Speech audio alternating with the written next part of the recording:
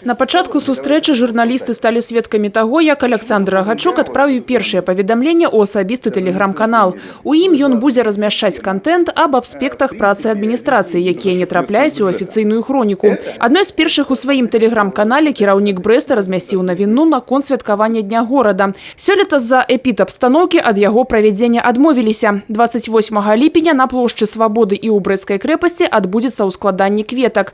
Вечером концерт городского духового оркестра на Советской. Я считаю свое решение абсолютно правильным. Абсолютно правильным. Оно пусть будет так. Уже все силы сосредоточены на следующий год. Эпидемиологическая составляющая, финансовые возможности бюджета.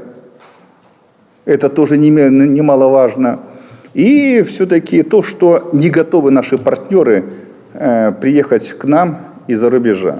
Кіраўнік горада расказаў і пра бягучую эпідсітуацыю. З 12 ліпеня хворых на пнеўманію ўжо не гаспіталізуюць у бальніцу нумар 1. Прымае іх цэнтральная гарадская. Упершыню за суткі паступила мінімальная колькасць захварэўшых на пнеўманію – 37 человек.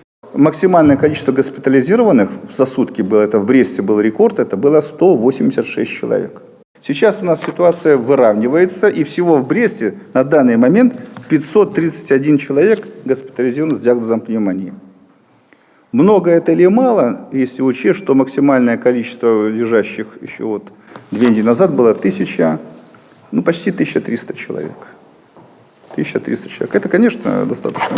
Но тенденция устойчивая, никаких вопросов сейчас пока нет.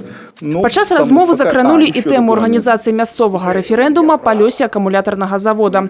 Для забеспячэння працы гарадскіх участковых выбарчых камісій і правядзення рэферэндума патрабуецца 320 тысяч рублёў з гарадскога бюджэту. Александр Рагачук расказаў пра магчымыя шляхі яго правядзення.